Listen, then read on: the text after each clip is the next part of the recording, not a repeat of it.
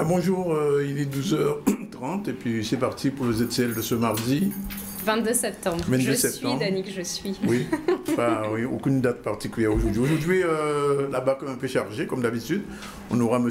Adélaïde, Amédée Adélaïde, en focus tout à l'heure. Avec lui, on fera le tour de la situation en Guadeloupe. C'est un bon décrypteur de la situation. On parlera ensuite avec Madame Malialin. Madame Malialin, c'est la responsable marketing de Air Caraïbes. Et puis nous recevons une infirmière libérale parce que le rapport Omigo qui est sorti la semaine dernière disait que les infirmiers libéraux et les kinés coûtent trop cher à l'État et à la sécurité sociale. Donc on fera un petit peu le point. Et puis nous recevons un néo-écrivain, il s'appelle Jean Joachim, c'est un citoyen. Qu'il est en devenir. Oui. Il a sorti un roman qui s'appelle Un poil de mangouste et aussi il a sorti un autre petit opus qui s'appelle Le Cali. Il va expliquer tout à l'heure tout cela. Mais avant, on prend les titres et puis après on se retourne vers Karine qui va nous donner les titres aussi, mais d'une autre manière. Céline, c'est à vous. Dans les titres de ce mardi, nous en parlions hier soir dans l'affaire Cholette qui est jugée ces jours-ci au tribunal correctionnel de Basse-Terre. Les avocats de la partie civile tenaient une conférence de presse ce matin. En effet, ils se sont émus de voir la presse publier des rectificatifs ce week-end expliquant que le procureur avait en fait réclamé 1 mois de prison ferme plutôt qu'1 an à l'encontre de Nicolas Cholette. Nous les entendrons dans notre sujet. Et puis trop d'heures de cours tue l'heure de cours, Danick. À Port-Louis, les lycéens sont mobilisés depuis ce matin. Ils se plaignent d'un rythme hebdomadaire trop chargé et ce fameux mercredi après-midi de libre qui ne l'est plus désormais. De quoi, selon eux, affecter les résultats scolaires. Nous entendrons leurs arguments. La guerre aux moustiques est déclarée. Il ne vous a pas échappé que ces petites bêtes sont très nombreuses et très agressives. En ce moment, l'ARS alarme bien sûr des risques potentiels de prolifération de la dengue et autres maladies vectorielles. Ce matin, une opération de destruction de gîtes larvaires et de sensibilisation à la population se tenait à Rivière-des-Pères du côté de Baïf. Voilà. De Bastia aussi. La guerre aux moustiques est déclarée. C'est vrai. Alors, tout de suite avec Karine, avant de la retrouver pour sa chronique, elle va nous décliner un peu les titres, puisque vous avez des offres d'emploi à nous proposer. Tout à fait. Bonjour Danick. Bonjour. Bonjour Céline. Donc oui, ma chronique change un peu à partir d'aujourd'hui, puisque grâce à LB Développement, je pourrais proposer en fin de chronique des offres de formation et des offres d'emploi. Donc restez connectés. On va vous retrouver tout à l'heure pour tout cela. Voilà. Merci, vous disparaissez 5 secondes. Voilà. Et puis on revient vers Amédée Adélaïde, qu'on est toujours heureux de recevoir. Il a été un héros de la droite guadeloupéenne. Et la première question toute bête, que devient la droite guadeloupéenne, monsieur Amédée Adélaïde? Bonjour. Bonjour. C'est une question que, effectivement, les électeurs de droite se posent. Nous allons aborder une période importante, oui, qui est celle des élections régionales, et qui va donc déterminer une stratégie de développement économique, développement social, pour ces 6 prochaines années. Et en observant le paysage politique, on se demande qui et où. Oui. Alors, la droite guadeloupéenne, elle est censée être représentée par des élus qui se sont présentés sous une étiquette plutôt de droite. Oui. L'UMP, en général, qui est devenue depuis les Républicains. Mais quelle action ces élus ont-ils mené dans ces, disons, 2 dernières années pour mobiliser leurs électeurs et faire en sorte qu'ils soient prêts à présenter une liste qui a une chance de remporter ces élections régionales? Eh bien, la première observation que nous pouvons dire, c'est qu'il ne s'est rien passé du côté des organisations politiques dites de droite durant ces 2 dernières années, ou très peu de choses. Ce sont plutôt entre-déchirés, on va dire. On pourrait dire ça. J'ai plus tendance à dire qu'ils se sont étripés un peu. Les élus se sont étripés, oui, souvent, trop souvent. Et le résultat, c'est qu'aujourd'hui, on a un désert politique de ce point de vue. Oui. Alors en face, on a des organisations de gauche, il faut dire, qui sont quand même représentatives, qui ont une action politique tout au long de l'année, de mois en mois, qui ont des propositions à faire aux Guadeloupéens, bonnes ou mauvaises, mais qui ont des propositions à faire. Et on voit bien que, d'une part, il y a le GUSR, qui a des élus notamment municipaux, régionaux. Même au Sénat. Même au Sénat. Oui. Et de notre côté, il y a le Parti socialiste, qui a même eu un ministre de l'Outre-mer. Oui. Donc on voit bien que ces organisations, on peut les critiquer. Elles sont d'ailleurs critiquées de l'intérieur même. On voit bien qu'il y a eu des remous ici ou là. Mais il y a eu une action politique, alors qu'à droite, il n'y a rien eu, un vrai désert. Il ne se passe rien. Céline. Comment vous avez analysé le choix de Marie-Luce Panchard, justement comment vous le voyez, de quelle stratégie ça relève, justement, de soutenir Harry Chalus? Je crois qu'il y a une question qui a sous-tendu l'attention de l'électorat guadeloupéen durant ces dernières années, et même, je dirais, ces dernières décennies. Cette dernière décennie, c'est le problème de l'évolution statutaire. On se souvient qu'en 2003, la population s'est prononcée à 75% pour un statut de droit commun. Et cette analyse-là s'est poursuivie. On peut même dire que Victorin Lurel a été élu la première fois, il y a 12 ans, un peu plus, parce qu'il avait été le seul à maintenir la volonté de rester dans le droit commun et qu'il a bénéficié de ce point de vue des votes des électeurs de droite. Et aujourd'hui, nous nous retrouvons dans une situation où les élus qui se disent de droite sont tous pour une évolution statutaire. Il y a donc une différenciation d'appréciation énorme entre ces élus qui sont reconnus à l'échelle municipale, à l'échelle locale, comme étant de bons gestionnaires, puisqu'ils sont élus, et de notre côté, qui sont abandonnés dès lors qu'il y a une élection de niveau supérieur qui risque d'amener le choix de la Guadeloupe vers ce que ne veulent pas les électeurs de droite en particulier, parce qu'ils ne sont pas les seuls. Ils ne représentent pas 75% de l'électorat. Ça veut dire que pour se prononcer sur un non à une évolution statutaire allant vers une assemblée unique, il a fallu avoir un grand nombre d'électeurs de droite et aussi d'électeurs de gauche. Et la question ne s'est pas encore posée ici, mais on voit bien qu'elle va se poser. On voit bien que d'un côté, vous avez le GUSR qui, lui, a toujours été pour cette évolution vers une assemblée unique et qui est rejoint par des élus de droite, dont Mme Panchard et d'autres, qui vont donc se retrouver avec le GUSR dans une position pouvant faire évoluer les choses après cette élection régionale. Et donc les électeurs de droite vont devoir en tenir compte pour se positionner, c'est évident. Il y a de quoi être un petit peu dérouté alors en tant qu'électeur, parce que les grilles de lecture, elles sont plus si simples. Les grilles ne sont pas simples si on les regarde sur le strict plan de la droite et de la gauche. Mais en réalité, l'élection régionale ne s'est jamais passée comme cela. Et là encore, je suis persuadé qu'il va y arriver un moment où, dans le débat, chacun va devoir dire ce qu'il pense de l'évolution statutaire. Je vous rappelle quand même que nos voisins sont en plein dedans, hein, les Martiniquais sont en plein dedans.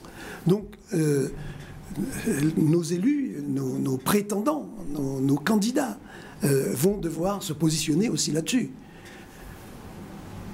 Mais écoutez, c'est simple. Quand nous regardons, celui qui semble le plus disposé à ne pas faire évoluer les choses, en tout cas dans un premier temps, c'est Victorin Lurel. Oui. Quand on lui pose la question, je crois savoir qu'il répond « Moi, je suis pour, mais la population n'est pas prête, donc c'est pas pour maintenant. » 2020. Bon, on ne peut pas dire que ce soit une réponse qui satisfait pleinement les électeurs de droite, mais entre ça et dire « On va vers une évolution statutaire dès qu'on sera élu », je crois qu'il y aura un choix à faire. Donc, à vous entendre, on a le sentiment que vous anticipez un peu sur le résultat de l'élection à venir, comme si on a l'impression que tout va se jouer d'un seul camp. Ah non, je ne dis pas ça. Vous dites qu'on peut aller vers une évolution statutaire éventuellement. Je vous clarifie alors, si nécessaire, ce que j'ai dit. Oui. Vous me posez la question d'une analyse de la situation actuelle. Oui, bien sûr. Je vous dis que dans le débat, manifestement, à un moment, va se poser la question de l'évolution statutaire. C'est clair. Et qu'en particulier pour ce qui concerne les électeurs de droite, cette question-là va être déterminante. Oui. Et que quand on analyse, enfin bon, je crois que ce que je vous dis, tout le monde le sait, hein, à savoir que, d'une part, Mme Panchard s'est prononcée, Mme Michaud-Chevry s'est prononcée pour l'évolution statutaire, M. Bernier s'est prononcé pour l'évolution statutaire. Que reste-t-il de nos candidats dits de droite? Mais alors, alors moi je vous pose la question directement, est-ce que cette évolution statutaire, elle peut être néfaste à la Guadeloupe? En l'état actuel, je parle. Je crois que toute évolution statutaire, comment vais-je dire ça, à caractère individuel, ne peut mener qu'à une distanciation et à terme à une perte de nos avantages de citoyens et de collectivités appartenant à l'ensemble français. Oui. En d'autres termes, quand vous avez une région, Guadeloupe, qui fait partie de l'ensemble des régions de France, s'il y a une évolution pour les régions de l'Hexagone, eh bien, nous acceptons cette évolution. Oui. Mais elle nous garantit que nous aurons le même traitement que nos autres compatriotes de l'Hexagone. Oui. Quand vous avez une évolution statutaire particulière, ça veut dire que vous avez des règles et des lois qui vous règlent de manière qui détermine votre avenir. On reste dans le droit commun à ce que disent même les partisans de l'évolution, que ce soit en Martinique ou en Guadeloupe, au lendemain des élections de décembre, globalement les choses n'auront pas changé. Les rapports avec la France n'auront pas tellement évolué. Alors, ça c'est pas l'autonomie. L'évolution, c'est pas l'autonomie, ni l'indépendance. Ça, c'est ce que disent les partisans de l'évolution statutaire. Et je vous rappelle quand même que si nous jetons un œil sur nos voisins martiniquais, M. Letchimy est déjà en train de dire que l'évolution statutaire dont bénéficie la Martinique est insuffisante à son regard. Oui. Donc il veut aller plus loin. Oui. Donc chaque fois que vous ouvrez une porte, vous n'enfermez pas les autres définitivement. Oui. Donc nous croyons fermement que la chance de la Guadeloupe, c'est d'être dans le droit commun institutionnel français, et nous tenons fermement à y rester. Alors, je vais vous donner deux exemples que vous connaissez aussi bien que moi, ces exemples de Saint-Martin et de Saint-Barthélemy, qui ont choisi l'article 74 il y a un peu plus de 10 ans maintenant. Est-ce que vous avez le sentiment que ces deux pays, ces deux îles, ont considérablement régressé? Les gens meurent de faim là-bas, c'est la disette, ou alors est-ce que ce sont des îles qui sont quand même en train d'essayer de tenir le coup, si je peux parler comme ça? Alors, je crois qu'on ne peut pas mettre sur le même plan, du point de vue de l'examen, Saint-Martin et Saint-Barthélemy. Saint-Barthélemy a des revenus particuliers, on sait son évolution. Très bien. Il est même en train de quitter d'ailleurs le cadre. Ils le veulent, parfait, et ils ont les moyens de le faire. Oui. Saint-Martin, c'est pas du tout le cas. C'est plus compliqué. C'est pas plus compliqué, c'est plus désastreux. Il suffit simplement d'aller à Saint-Martin pour s'apercevoir que cette île, en réalité, est en régression. Le commerce et l'activité économique de manière générale y est en chute libre. Et vous savez, tous les efforts que font les élus de la collectivité pour arriver à trouver des financements complémentaires. Oui. Je vous rappelle qu'ils ont perdu d'un seul coup les financements que les Guadeloupéens, du point de vue de leurs impôts, il y a eu un petit souci sur ça. Il y a un petit souci, vous le savez. Mais le souci, c'est que il y a un manque à gagner qui n'a pas été reversé à Saint-Martin, d'ailleurs, même de la région Guadeloupe. Ça a fait l'objet d'une grande polémique.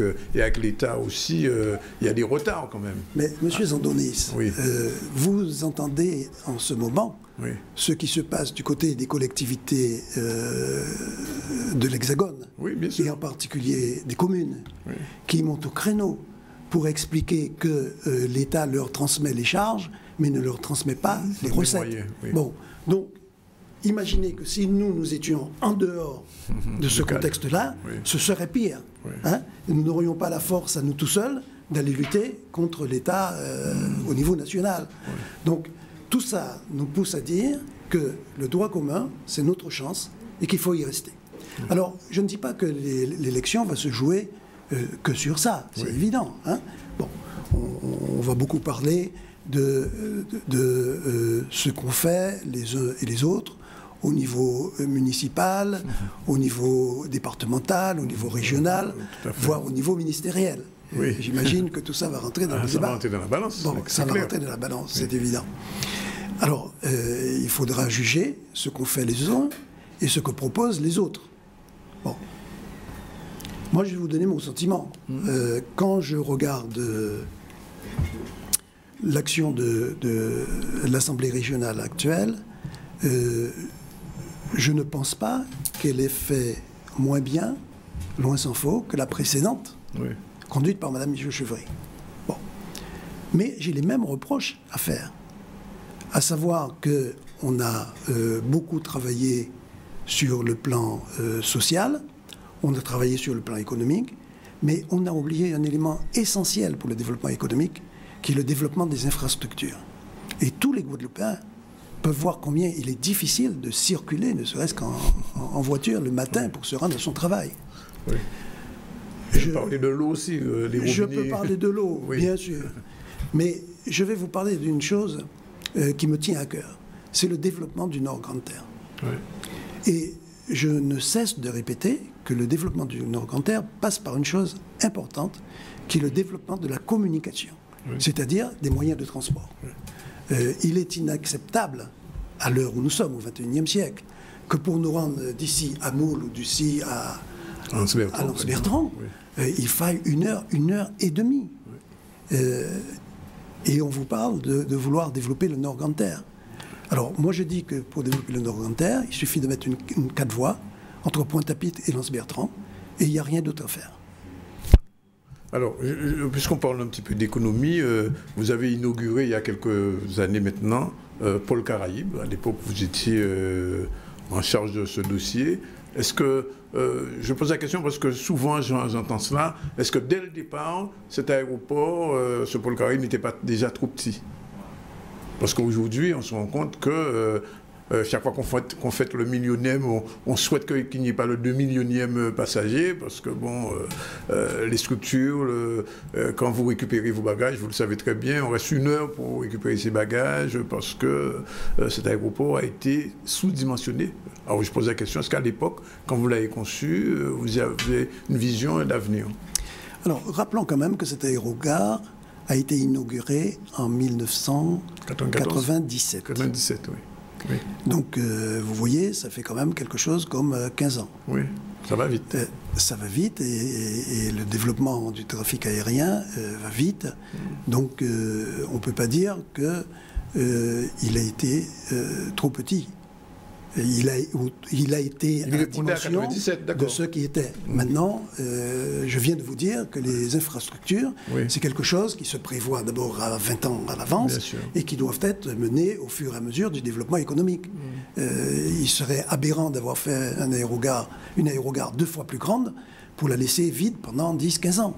Donc, je crois qu'elle a été bien dimensionnée. Je veux juste vous dire que les choses ne se passent pas si simplement que ça, surtout lorsque l'État participe grandement au financement de ces infrastructures. Vous avez toute une série de barrages à passer pour vérifier que, justement, vous ne voyez pas trop grand. Et je vais vous étonner, car les personnes ou les groupes qui se sont le plus opposés au développement de l'aérogare, ce sont les compagnies aériennes. Et en particulier la compagnie Air France. Pourquoi ? Qui a répété que nous voyions trop grand. Mais c'est comme l'aéroport de Paris qui était le maître d'œuvre à l'époque. Oui, l'aéroport de Paris, c'est pas les compagnies aériennes. Bien sûr, l'aéroport de Paris a été le maître d'œuvre de l'aérogare principal. Mais vous avez des commissions dans lesquelles sont à parité les représentants de la Chambre de commerce qui étaient gestionnaires à l'époque et les usagers, dont les compagnies aériennes. Et là, les choses déjà étaient en débat, puis elles ont à être validées par la tutelle qui est l'aviation civile. Donc vous voyez que tout ça ne se fait pas simplement par la volonté des élus et de la Chambre de commerce. Ce sont des débats très longs qui amènent à des compromis sûrement. Mais on ne peut pas dire que ces compromis, on nous ait donné des infrastructures trop petites. Non, je ne crois pas. Alors, je vais poser la question sur le port, mais pas dans les mêmes termes, puisque vous avez eu la chance de naviguer entre port et aéroport à l'époque. La question du grand port, vous savez que bon, ça fait encore quelques vagues, si je peux parler comme ça. Vous pensez qu'on en a grand besoin aujourd'hui, à l'époque où on ouvre le canal de Panama, il est en train de s'élargir? C'est une condition nécessaire, pas suffisante, mais nécessaire, si on veut participer au grand changement de trafic maritime qui va se passer dans la région. Vous l'avez dit, dans très peu de temps maintenant, on va ouvrir le deuxième canal de Panama qui va permettre de faire passer du Pacifique à l'Atlantique des bateaux de très forte capacité. Et ces bateaux de très forte capacité auront besoin de ports de redistribution, c'est-à-dire de ports dans lesquels ils vont venir décharger leurs conteneurs, qui seront repris par des bateaux plus petits pour irriguer la zone, notamment de l'Amérique. Donc, si nous ne prenons pas part à cela, ça veut dire que nous deviendrons un port de secondaire. Oui. Pas de redistribution, c'est ce que nous souhaitons. Mais l'influence sur le commerce guadeloupéen, parce que les adversaires du grand port disent, bon, outre l'aspect écologique, bon, qu'on va bouleverser un peu les fonds maritimes de la région, disent que ce port-là, ce grand port risque de tuer le commerce guadeloupéen. Je ne dis même pas le commerce local, le commerce guadeloupéen d'une manière générale, dans la mesure où tout viendra de l'extérieur et ce sera pas seulement de la redistribution à l'extérieur, mais aussi à l'intérieur de la Guadeloupe. Mais écoutez, d'abord, il faut comprendre que pour manipuler tous ces conteneurs, pour s'occuper de ces bateaux qui vont rentrer, il faudra des ouvriers portuaires. Bon, vous savez, les portiques maintenant suppriment quand même beaucoup d'emplois. Hein. Bon, mais là, quand vous avez supprimé le portique, vous savez ce qu'il fait le portique? Il dépose le conteneur du bateau sur le quai. Sur le quai, oui. Après, il faut gérer. Donc, c'est pas simple comme ça. Bon. Vous aurez donc une activité portuaire purement qui va se développer et qui donc va créer des emplois. Oui, ça c'est au niveau des emplois secondaires, enfin je dis secondaires, mais je parle du commerce interne, de l'agriculture. Mais j'y arrive. Oui. Je vous explique tout ce qui va se passer avec ce grand port. Oui. Donc nous allons avoir des emplois qui vont se développer sur les infrastructures portuaires. De toute nature, il y a cela, mais il y a aussi l'entretien des quais, il y a l'entretien de tout. Bon. Les emplois collatéraux. Collatéraux, voilà. Bon. Et puis ensuite, vous avez des activités de commerce pur. C'est-à-dire vous allez avoir des importateurs qui vont rentrer de la marchandise pour la réexporter. Oui. Donc vous avez des emplois de commerce vers l'extérieur. Donc ça, c'est plutôt positif. Quant à l'intérieur, qu'est-ce que vous voulez que ça tue? Ce qui n'existe pas. Nous avons 90% de nos besoins qui sont importés. Oui. Donc, qu'est-ce que vous voulez que ça tue? Vous voulez dire la balance commerciale déficitaire, elle l'est déjà, elle ne changera pas. Donc il suffit simplement de continuer à causer? Non, mais vous ne causez rien du tout. Si vous pouvez faire plus de bananes et en vendre plus, faites-en. Mais je ne crois pas que le sens du développement de la Guadeloupe, ce soit ça. Ne serait-ce que parce qu'on utilise de plus en plus de terres agricoles, ne serait-ce que pour faire du logement social. Ce qui veut dire que plus vous irez, moins vous aurez de terres agricoles disponibles. Donc déjà, de ce point de vue, il va se passer des choses. Qui disparaissent chaque année. Je ne vous le fais pas dire. Oui. Bon. Ensuite, sur l'activité industrielle. Les activités industrielles pérennes sont celles qui sont concurrentes. Celles qui ne sont pas concurrentes de par le monde entier vont disparaître dans tous les pays du monde. Donc ce n'est pas en gardant une activité artificielle qu'on va développer, c'est en participant au développement du monde, en s'inscrivant dans le développement du monde. On a la capacité aujourd'hui? Bien sûr. Oui, vous avez des choses importantes qui se créent en Guadeloupe. Oui. On ne le voit pas encore. Mais vous avez en particulier autour de l'université des développements de connaissances qui sont très importants. Alors, je ne vous parle même pas de l'INRA, des choses qui existent déjà. Je ne vous parle pas de EDF, je ne vous parle pas de France Télécom. Je vous parle de pôles qui vont générer des activités. Par exemple, vous savez qu'il va s'installer très prochainement à Saint-Claude une école de pilotes. Oui. Bon, ce ne sont pas des pilotes qui sont destinés à la Guadeloupe. Ce sont des gens qui partiront ailleurs. Mais ça offrira à la Guadeloupe un potentiel de connaissances et de technicité qui lui permettra de jouer dans le monde entier. D'accord. Dernière question, sauf si c'est avant-dernière, non? Non, peut-être pour rester sur le port et justement ces flux, on parle de flux entrants, mais est-ce que par exemple il va y avoir des opportunités aussi pour les entreprises d'exporter plus facilement aussi vers la Caraïbe, vers d'autres marchés?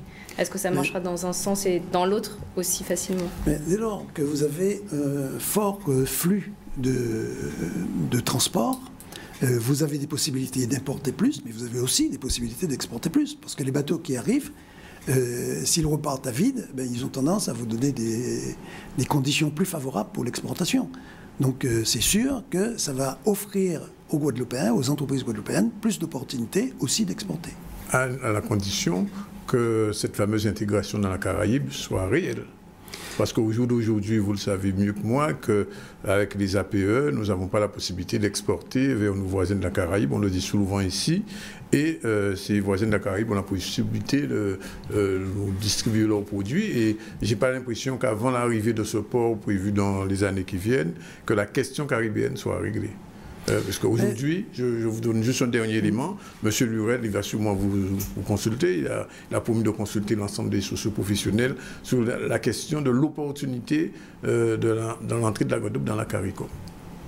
La question, il se pose la question sur l'AEC, la CARICOM, la Guadeloupe, la Martinique a l'AEC, la Guadeloupe, mais l'OCO, la Guadeloupe n'y est pas et la CARICOM non plus. Et Lurel a fait une réunion il y a moins de 15 jours où il posait la question. Il s'est dit qu'il va lancer le grand débat. Je ne sais pas si c'est de la démagogie, mais enfin, il l'a dit. Alors, je vais vous faire deux réponses. D'abord, à madame, je voudrais dire que il faut comprendre comment va fonctionner ce port. Je vous ai dit que c'est un port de redistribution. Donc, il va arriver d'Asie, d'ailleurs, des bateaux gigantesques qui vont déposer des conteneurs qui ne sont pas destinés à la consommation guadeloupéenne. Bien sûr, un rôle de plateforme, en fait. Une plateforme, exactement. Donc, ça veut dire qu'il va falloir avoir des communications maritimes ou autres entre la Guadeloupe et les autres îles de la Caraïbe. Donc, vous avez là créé les conditions, déjà, d'un échange avec les pays de la Caraïbe. Donc, ce qui est vrai aujourd'hui peut ne plus l'être demain. Et les conditions peuvent se développer de manière plus favorable pour nous. À condition justement de cette fameuse compétitivité des entreprises guadeloupéennes dans la Caraïbe. Mais on s'adapte. Vous savez qu'il y a plus d'entreprises guadeloupéennes que vous ne croyez qui travaillent dans les îles voisines. Oui. Et puis, sur l'intégration caribéenne. L'intégration caribéenne. Alors moi, je vais vous dire une chose simple. Ceux qui ont lancé de longue date, à la fin des années 70, début des années 80, la coopération de la Caraïbe, ce sont les chambres de commerce d'outre-mer. Vous y étiez d'ailleurs. J'y étais au début comme membre, ensuite comme trésorier et ensuite comme président. Donc, ça n'a pas été simple.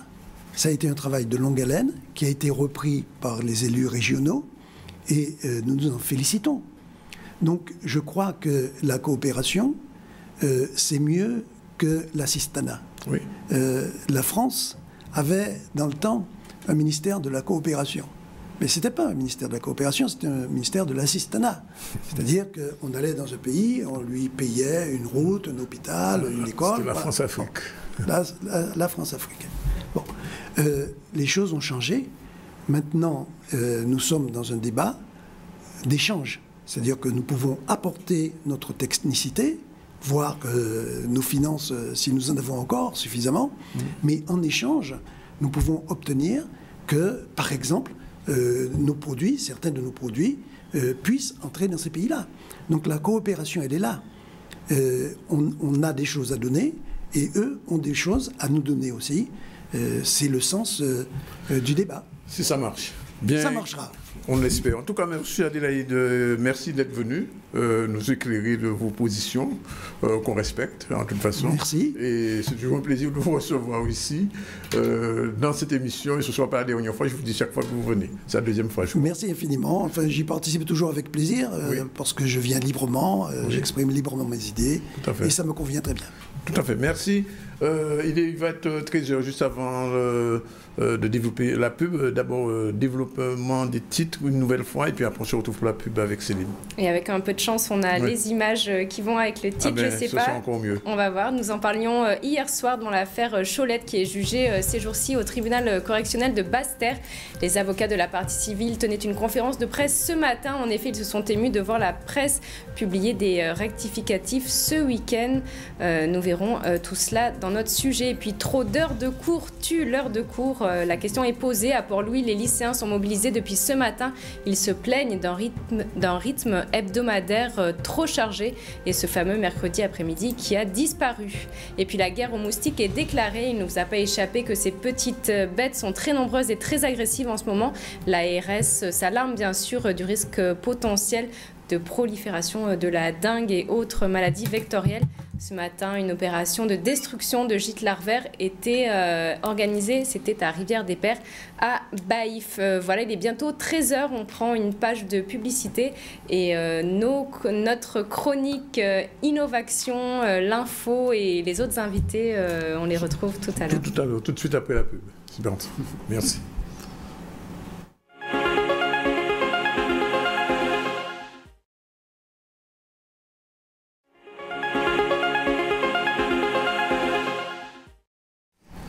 Voilà, retour donc sur le plateau du ZCL, deuxième partie, après les titres de 13h.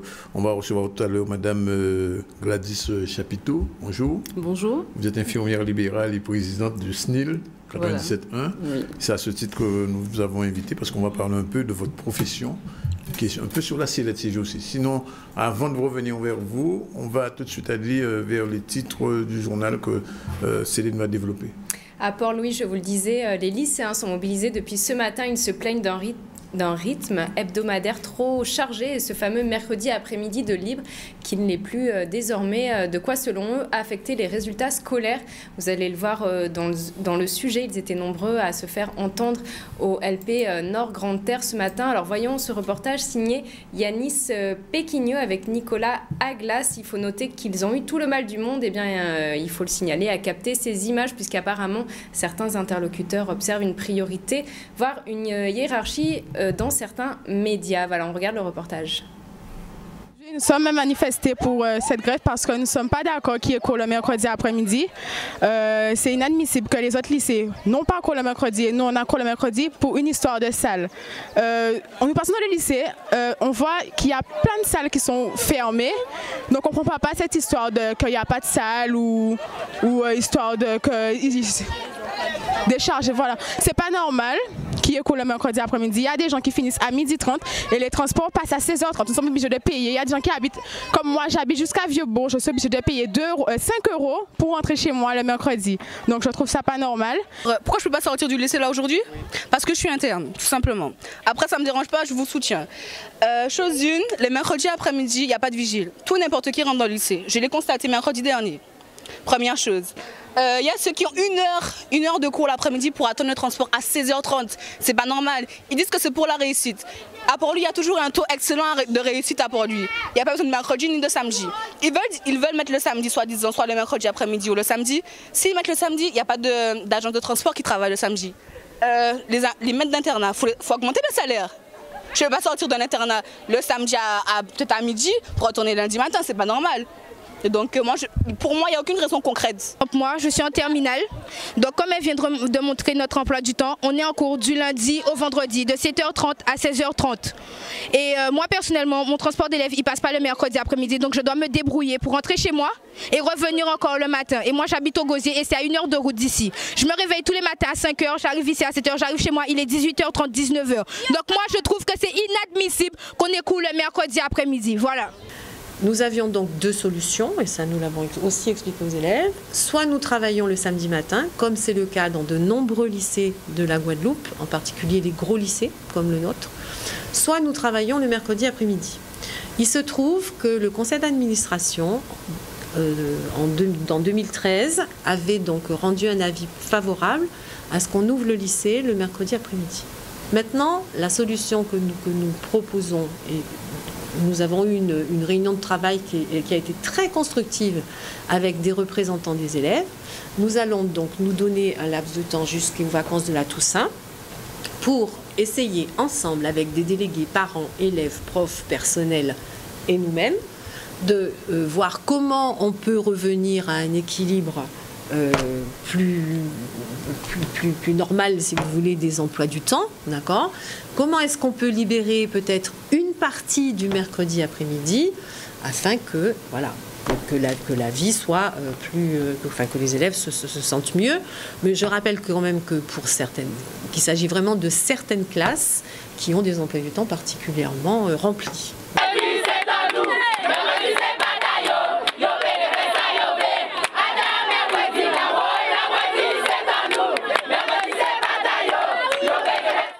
Voilà, donc la discussion semble entamée en tout cas avec la proviseure.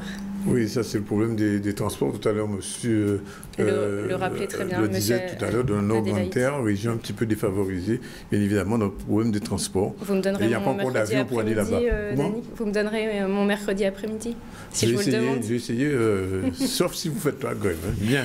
Alors, je poursuis peut-être avec un deuxième sujet. Oui, un autre sujet, vous avez autre chose. Oui. Allez, on parle de l'affaire Cholette rapidement, qui est jugée ces jours-ci au tribunal correctionnel de Basse-Terre. Les avocats de la partie civile tenaient une conférence de presse ce matin. En effet, ils se sont émus de voir la presse publier des rectificatifs ce week-end expliquant que le procureur avait en fait réclamé 1 mois de prison ferme plutôt qu'1 an à l'encontre de Nicolas Cholette. Alors comment toute une salle d'audience a pu être victime d'une hallucination auditive?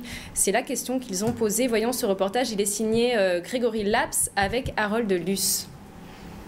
3 journalistes indépendants se sont vus reprocher soit d'avoir mal entendu, ce qui signifierait que nous ayons tous été victimes d'une hallucination auditive collective.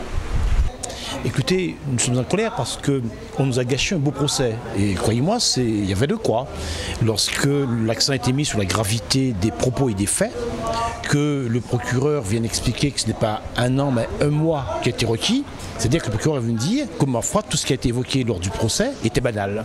Et il y a de quoi mettre en colère un avocat. La partie civile, mais également la défense, ont manifesté leur accord sur les grandes valeurs et nous étions tous attachés à faire de ce procès un pas en avant vers la création vers la réconciliation. Et il n'y aura pas de réconciliation si on truque les procès de cette nature. Je pensais que la justice allait faire un pas. Puisque comme j'ai toujours dit dès le départ, ce combat c'est le nôtre, parce que M. Nicolas Cholette, il ne m'a pas insulté directement.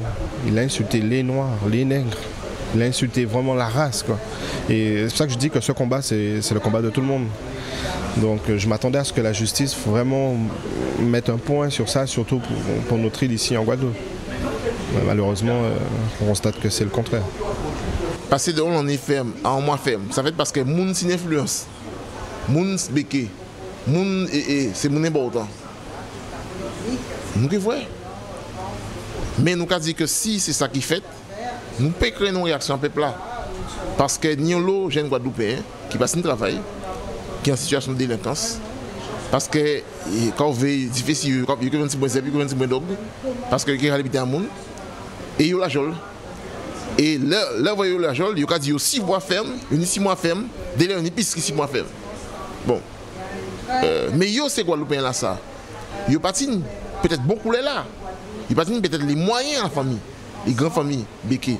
Et yo on peut penser que même si yo l'argent, yo est très attentif également à verdict là, jugement là qui gagne là. Il j'allais pour un pays là ça, tout le monde s'y ensemble, nègres, blancs, l'État pour faire des sociétés là, sont sociétés qui pacifiées et qui caillent de l'avant. Puisque c'est des bobos qui ont senti, qui enlèvent le corps social toujours. Et alors que nous avons envie de guérir, les autres journalistes ont envie de guérir parce qu'ils ont quasi la vérité. Nous avons dit des gens, ils veulent que les bobos là gangréner pour couper et pour faire en sorte que la société ça n'ait pas jamais apaisé. Voilà, 13h12 dans le ZCL et on tourne une page santé, Danick. Tout à fait. Nous recevons Mme Gladys Chapiteau, je l'ai dit, qui est infirmière libérale et aussi la présidente du syndicat national des infirmiers libéraux de la Guadeloupe, 97.1. Bonjour Madame. Bonjour. Alors, je vous ai vu venir parce que On dit souvent, mais ça c'est devenu bateau de vous dire ça, les infirmiers libéraux en Guadeloupe ou ailleurs gagnent trop d'argent. Et vous me disiez tout à l'heure que c'est plus vrai. Ah non, ce n'est carrément pas vrai. Oui. On gagne beaucoup d'argent, non, pas du tout, puisque c'est clairement défini comme tarif. On a des tarifs qui sont conventionnés, donc on ne gagne pas plein d'argent. C'est pas possible. Ceux qui ont gagné plein d'argent sont derrière les barreaux. Ah bon? C'est qu'il y a eu un souci. C'est qu'il y a eu un souci. C'est qu'il y a eu un souci. Voilà. Bon, enfin, c'est pas un métier de pauvre quand même. Et pas du tout. Il faut dire aussi que c'est une profession libérale différente du salariat. On n'a pas de congé quand on est de congés payés, de congés, enfin tout ce qui est pour la maternité aussi, j'imagine, c'est ça, il faut le gérer en amont. Donc, voilà, c'est sûr, c'est une profession. C'est des choses à laquelle on ne pense pas forcément quand on est salarié. Voilà, c'est très bien que vous le releviez, puisque c'est une profession libérale, forcément, qui engendre une grosse implication personnelle. Donc, les congés payés, les congés pendant les maternités, toutes ces choses ne sont pas prévu comme maintenant justement on a mis l'accent sur les fonctionnaires, on n'a pas du tout ces avantages-là parce qu'on est en profession libérale. C'est vrai que c'est une magnifique profession, c'est une très très belle profession, mais qui demande beaucoup de sa personne, c'est sûr. Environ 1 millier d'infirmiers libéraux en Guadeloupe, c'est pas trop pour la carte santé du pays? Alors, je ne pourrais pas me permettre de dire c'est trop ou ce n'est pas assez. Justement, on a eu depuis quelques années une demande faite à la caisse primaire d'assurance maladie. On a demandé et on continue encore à le faire une étude, mais vraiment exhaustive et juste, de la démographie infirmière en Guadeloupe. C'est sûr qu'on n'a jamais pu vraiment l'obtenir. Ça passerait aussi par le zonage, ce que le SNIL en fait demande. On a mis en place des sondages qu'on a publiés, qu'on a transmis à la caisse en demandant vraiment de mettre en place ce zonage. Jusqu'à aujourd'hui, le zonage n'a pas été réalisé.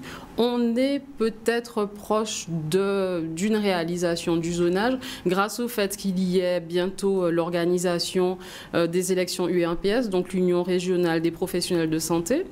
Donc l'URPS infirmier devrait normalement avoir lieu le 5 décembre, en décembre. Ça a été reporté, je crois. Ça a été reporté justement parce que le SNIL a mis le doigt sur certains dysfonctionnements qui ont été relevés depuis un moment. Et là où on a un petit peu bloqué, si on veut, en disant qu'il y a une grosse disparité, par exemple, entre le nombre d'infirmiers conventionnés et le nombre d'infirmiers inscrits à l'ordre. Parce que pour être conventionné, il faut être inscrit à l'ordre. Alors qu'on se retrouve face à une grosse disparité entre le nombre inscrit à l'ordre et le nombre conventionné. Il faut expliquer aux gens qui nous écoutent ce qu'est un infirmier qu'on a conventionné. Alors, un infirmier, il est diplômé d'État. D'accord, il a passé ses années d'études, il passe un diplôme d'État d'infirmier. Il est infirmier diplômé d'État. Il réalise des actes qui sont dans le décret du 29 juillet 2004. Et tous ces actes, en fait, sont cadrés. Sont cadrés, sont nommés. On a certaines choses qu'on peut faire. Tous les actes que nous faisons en tant qu'infirmiers sont des actes prescrits. Donc, on choisit de travailler en milieu hospitalier ou en milieu libéral. Les infirmiers libéraux doivent, avec la caisse, en fait avec la sécurité sociale, mettre en place une convention. Donc, qui leur permet de travailler en milieu libéral et qui les oblige en fait à respecter une codification des actes. Donc on a une codification précise des actes. En termes de tarifs aussi. En termes de tarifs aussi. C'est-à-dire qu'une piqûre, c'est tant... Voilà, donc je vais vous donner un exemple que vous puissiez savoir un petit peu de quoi il s'agit. La codification, elle est avec 2 lettres, 2 groupements de lettres. On a les AMI, les actes médicaux infirmiers, et on a les AIS, les actes de soins infirmiers. Par exemple, un AMI, pour vous donner une idée précise et que vous compreniez mieux ce que ça peut être un AMI, un pansement par exemple. Donc un pansement est coté en AMI. Un AMI vaut 3,15 €. Oui.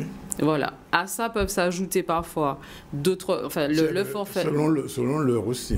Si c'est le matin, on l'après-midi. Voilà. Mais souvent, un pansement, on ne le fait pas forcément avant 8 h du matin. Les pansements, ils sont un peu plus tard. Donc, les tarifs de nuit n'existent pratiquement pas sur les pansements. Donc, une insuline, par exemple, où la personne doit prendre son petit déjeuner. On doit la faire avant 8 h pour lui permettre. En plus, ici, nos personnes âgées, surtout, ont pour habitude de se réveiller dès 4 h du matin. Donc, c'est pour ça qu'on est dans la rue, comme on nous dit, dès 4 h du matin. On doit aller les piquer très tôt. Donc, forcément, le médecin ayant un échange avant avec son patient, c'est son rythme de vie et lui permet d'avoir un tarif de nuit et nous demande de passer plus tôt. Il y a les AIS qui sont, eux, cotés à 2,65 €. Ça correspond plus à, par exemple, une toilette ou un suivi, une surveillance. Voilà. D'accord. Alors pourtant, je vais vous faire voir un petit document que nous avons recueilli sur le net, où justement il y a eu un rapport, le rapport de M. Didier Migaud à la Chambre régionale des comptes, à la Chambre des comptes, pardon, à la Cour des comptes, disant que les kinés et les infirmiers libéraux coûtaient trop cher à la sécurité sociale. On regarde le document et on réagit tout de suite après. 6% par an depuis une quinzaine d'années. En 2014, cela représentait plus de 6 milliards d'euros. Pour les kinés, c'est 4,3% de plus par an, 3,6 milliards d'euros. Pour la Cour des comptes, le vieillissement de la population française n'explique pas tout. C'est aussi parce que les infirmiers et kinés sont mal répartis sur le territoire, trop nombreux dans certaines régions, et cette offre de soins crée une demande parfois infondée. Là où ils sont les plus nombreux, eh bien, il y a les dépenses les plus importantes au niveau des infirmiers libéraux et des masseurs kinésithérapeutes. En revanche, on voit qu'il y a un certain nombre de territoires qui n'ont pas une couverture suffisante en matière de présence des infirmiers libéraux. Julie Delmas est kinésithérapeute en région parisienne, 15 ans qu'elle exerce en libéral. Et pour elle, si la facture des kinés augmente, c'est aussi parce que l'hôpital se décharge d'une partie des soins. Avant, par exemple, une prothèse de genou était hospitalisée pendant 15 jours et aujourd'hui, on les a très vite à la sortie de l'hôpital, donc au cabinet directement ou bien à domicile. Ce qu'on pouvait dire donc pour les infirmiers libéraux, alors on revient pratiquement à la question du zonage, la question est évoquée, et le coût. Alors bien sûr, vous avez dit tout à l'heure que vous avez des actes qui coûtent aux environs de 3 €, mais combien d'actes à 3 € vous faites dans une matinée? Quand vous commencez à 4 h du matin, vous terminez quelquefois à 18 h? Non, on ne termine pas à 18 h, déjà, ça c'est sûr. On commence à 4 h du matin, pour la plupart, on termine peut-être vers 10 h, sachant Vous reprenez l'après-midi quand même? On reprend l'après-midi, ça arrive. Pas forcément tous non plus, en fait. Ça dépend des prescriptions. Donc il faut surtout retenir que les actes qui sont réalisés par les infirmiers sont des actes prescrits. Donc l'infirmier ne peut pas décider, parce que son voisin n'est pas très en forme, d'aller lui faire des soins infirmiers, parce que ça ne se passe pas du tout comme ça. Tous les actes réalisés sont réalisés sous prescription médicale. Donc s'il y a une prescription, c'est qu'il y a une nécessité de soins. Donc souvent, ces prescriptions sont sur des temps prescrits et précis. Oui, donc, les actes infirmiers, ils sont, pour la plupart, par exemple, un AIS, on va parler d'une toilette, par exemple, elle prend bien une demi-heure. Donc, on n'a pas une masse si importante en quantité de patients. Non, non. Mais par exemple, concrètement en Guadeloupe, il y a des zones, ce qu'on appelle les déserts peut-être pas médicaux, mais déserts infirmiers, qui sont moins, voilà, où vous êtes moins présent, moins pourvu, moins... Nord-Grande-Terre, par exemple.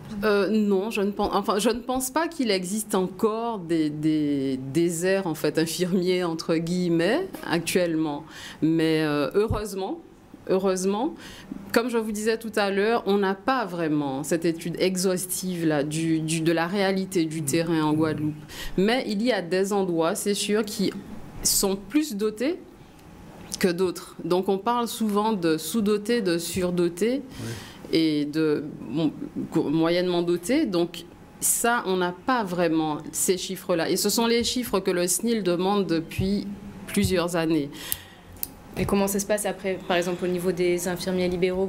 Enfin, il y a une sorte d'entente, on va dire, bah voilà, regarde, là, il y a une zone qui est sous-dotée, justement, alors qui va vouloir aller, aller travailler dans ces zones peut-être un peu plus reculées aussi? On ne peut pas parler de jungle, monsieur Zandronis, non, pas du tout. En fait, on se rend compte de l'activité qu'il y a sur le territoire. On se rend compte qu'on arrive dans une ville, on voit les cabinets qui existent, on sait un peu comment ça fonctionne. Il y a justement des syndicats qui existent pour pouvoir donner un peu une idée du fonctionnement de chacune des villes. On a nos collègues, on communique, on sait quels collègues auraient besoin ou pas de remplacement, parce qu'il y a les infirmiers qui sont en poste, qui ont leur cabinet. On a aussi des remplaçants qui sont là pour accompagner les infirmiers. Mais par exemple, un infirmier libéral qui arrive sur le marché, entre guillemets, il n'a pas d'obligation de s'installer à Pointe-à-Pitre ou à Petit-Canal. Malheureusement, et c'est là l'absence du zonage qui dérange énormément justement ce type d'installation, puisqu'on se retrouve parfois avec des infirmiers qui n'ont pas d'activité, qui sont installés, qui n'ont pas d'activité. Je vais poser l'avant-dernière question, Céline, ce sera la dernière. Je me garderai la dernière alors. Oui. On a vu tout à l'heure des étudiants, des élèves de lycée qui préparent leur bac. Alors, est-ce qu'on pourrait dire aujourd'hui à une élève qui va passer son bac cette année, qui a envie d'être infirmière libérale, qui a encore de la place sur le marché, en sachant que les gens qui sont au CHU désertent de plus en plus la profession d'infirmier en milieu hospitalier vers le libéral? Alors, en fait, à un élève qui sortirait de l'école d'infirmière, par exemple, ou même du bac, je lui dirais que c'est un magnifique métier. Oui, ça c'est sûr. Il aurait, oui, s'il aime la profession, s'il s'intéresse à la profession, oui, il aurait intérêt à y venir. Par contre, je veux revenir un petit peu sur ce rapport de la Cour des comptes, parce qu'on s'est un petit peu focalisé sur le zonage, mais le zonage n'est pas le seul souci, en fait, parce que la Cour des comptes a fait ressortir et malheureusement se permet un peu de fustiger une profession, alors qu'il n'est pas du tout question de fustiger une profession, parce que quelque part eux-mêmes ils ont parlé tout à l'heure de la durée d'hospitalisation. C'est vrai que depuis quelque temps, sous Juppé par exemple, où là, il y a eu la réforme santé patient HPST, en fait, santé patient territoire, ils ont instaurer ce qu'on appelle la T2A, la tarification à l'activité. Forcément, vous vous rendez compte, vos parents, en fait, sortent de l'hôpital au bout de... Par exemple, une personne qui vient d'accoucher sortira de l'hôpital au bout de 3 jours. Alors qu'avant, une personne qui venait d'accoucher restait une bonne semaine à l'hôpital. Oui. Donc, toutes ces choses, quand cette personne sort de l'hôpital, si par exemple, elle a eu une césarienne, elle a encore une cicatrice, donc elle a besoin d'une infirmière. Forcément, il y a un besoin en soins. C'est vrai que c'est peut-être... Bon, on sait un petit peu le fonctionnement des cours des comptes et tout. Ils ont besoin de récupérer des sous à droite. Ils récupèrent là. Mais franchement, la profession d'infirmière libérale est justifiée. Elle a sa place en ville. Il est vraiment nécessaire qu'il y ait des infirmiers libéraux. Par contre, c'est eux-mêmes qui remettent, parce que nous, le syndicat des infirmières libérales, le SNIL 971, on ne rejette pas du tout en bloc ce rapport-là. Au contraire, on est très content que ce rapport, il a été publié, puisque grâce à ce rapport-là, on pourra enfin avoir l'actualisation de la nomenclature des actes dont je parlais tout à l'heure, parce que la réalité du terrain, elle est tout autre que celle qui est purement théorique. On aura aussi la révision des critères de zonage dont on a parlé tout à l'heure. On aura aussi la reconnaissance vraiment de la profession d'infirmière libérale sur le terrain. Dernière question, réponse courte. Vous avez 5 secondes. Non, juste un mot. On a vu l'inauguration du campus sanitaire et social avec justement une branche infirmière. Alors, est-ce que vous intervenez? Est-ce qu'il y a un lien entre ces jeunes en formation et par exemple le syndicat? En fait, on a souvent des liens avec eux, parce qu'on participe à des forums, on participe à des forums des métiers, on participe aussi à des échanges avec des étudiants ou des élèves au lycée. Et à ces moments-là, c'est sûr qu'on a des échanges avec eux, parce qu'on tient à leur faire connaître la réalité de notre métier, parce que c'est vrai que comme M. Zandronis par exemple disait, les infirmières sont riches. Non, on nous voit dans des 4x4 en se disant qu'on est riche, mais c'est pas du tout le cas. C'est vraiment parce que justement on est obligé de se rendre dans des lieux parfois un petit peu difficiles d'accès, et on passe quelques heures dans la voiture. Quand même pour aller dans le Nord-Grande-Terre, après chacun son choix de confort, c'est sûr. Par contre, c'est sûr qu'avec les étudiants, on a de bons échanges et on les incite à venir nous rejoindre dans cette profession qui est magnifique. Merci Madame Chapiteau, vous avez été moins stressée que vous aviez l'air finalement, tout se passe très bien ici. On continue rapidement avant la page de pub. On va recevoir dans l'ordre Madame Mayane qui va nous expliquer pourquoi Guadeloupe et aux Caraïbes, quel lapsus, et aux Caraïbes a changé de logo, et puis on va parler du Cali avec Monsieur Joachim qui nous attend avec impatience, et nous aussi on attend avec impatience sur le plateau. Voilà. Alors, on reste dans la page santé. Il ne vous a pas échappé que les moustiques sont très nombreux et très agressifs en ce moment. L'ARS s'alarme bien sûr du risque potentiel de prolifération de la dengue et autres maladies vectorielles. Ce matin, une opération de destruction de gîtes larvaires et de sensibilisation à la population se tenait à Rivière-des-Pères du côté de Baïf. On voit ces images signées Maxime Morel. Sorti en 2014 d'une crise majeure d'épidémie de chikungunya. Les choses sont calmes en ce moment au niveau de la dengue, au niveau du chikungunya, avec moins de 200 cas depuis le début de l'année. Mais la recrudescence des pluies qu'on a connue ces dernières semaines nous incite à être très vigilants. On a encore en fait, lorsqu'on visite les maisons, et l'année dernière, donc toutes les maisons ont été visitées, en tout cas celles qui étaient ouvertes, c'est-à-dire une maison sur 2. Et à chaque fois, on a trouvé en moyenne 3 gîtes sur 10 gîtes qui étaient positifs aux moustiques Aedes aegypti. Aujourd'hui, c'est une action aussi pour montrer les équipes ARS pompiers, puisque les pompiers sont partie prenante et ont confirmé leur mobilisation. Et puis rappeler les bons gestes, bien sûr, puisque le moustique Aedes aegypti se reproduit autour des maisons, l'élimination des gîtes, la surveillance de ces gouttières, des regards. Je crois qu'il faut régulièrement faire ces campagnes d'information, de sensibilisation pour appeler l'attention des habitants sur le fait qu'il faut être extrêmement vigilant pour ne pas permettre le développement de ces moustiques qui sont vecteurs de la maladie. Donc cette démarche auprès de cette dame, vous avez vu tout à l'heure, pour lui rappeler les règles d'usage, qu'il ne faut pas conserver l'eau des pots de fleurs, c'est une démarche qui est nécessaire parce qu'on voit très bien comment après, lorsque l'épidémie commence, c'est très difficile d'arrêter la maladie. Depuis l'année dernière, nous avons commencé donc une campagne qui consiste à informer et sensibiliser donc la population sur les recommandations et les consignes donc à respecter pour endiguer effectivement donc le chikungunya. Aujourd'hui, pour anticiper donc l'arrivée donc du Zika, qui est un phénomène qui est un peu similaire donc au chikungunya, et surtout face à la recrudescence donc de moustiques, il demeure donc important de pouvoir donc distiller encore davantage donc les informations que la population se doit donc de respecter. Oui, je fais beaucoup d'attention pour les moustiques parce que moi j'ai eu le chikungunya, donc je connais la douleur, donc je fais attention. J'ai des plantes, j'ai beaucoup de plantes, mais chaque jour j'échange l'eau de la plante et malheureusement aujourd'hui on a trouvé quelques petits laves. J'ai été déçue, mais pour l'émission, moi je suis content et ça faisait longtemps que j'attendais ça.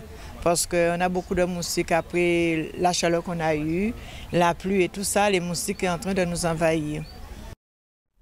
Voilà, et puis quelques mots d'une polémique d'Annick un petit peu inutile et un peu triste aussi. La Fédération de coiffure de la Martinique s'est élevée sur les réseaux sociaux contre le fait qu'une entrepreneure guadeloupéenne ait des initiatives sur l'île Sœur. Il s'agit, pour ne pas la nommer, de Johanna Morvan, que l'on connaît bien ici, qui gère Gossip Curl, un institut de soins dédié aux cheveux afro et bouclés et qui se trouve à Grand-Camp, à Pointe-à-Pitre. Dans un communiqué, la Fédération nationale de coiffure de Guadeloupe ne s'associe nullement aux propos tenus par la présidente de la Fédération nationale de Martinique et reconnaît au contraire l'initiative de Madame Morvan au même titre que toute démarche visant à développer la profession. Voilà, c'est dommage, je trouve un petit peu...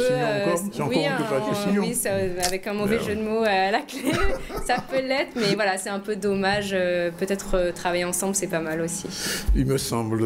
Merci donc. On va recevoir... Elle me laisse sans voix, cette brève. Oui, ça me laisse sans voix, c'est vrai. Vraiment sans voix. Bonjour, donc comme prévu, Véronique Malialin, qu'on reçoit souvent ici. On voit souvent à la télévision. Le marketing, c'est ça, c'est de se vendre et de vendre sa boîte le plus souvent possible. Le marketing, c'est de mettre en avant les avantages de voyager avec sa marque. Oui. Et je pense que c'est ce que nous essayons de faire, en tout cas à Caraïbes.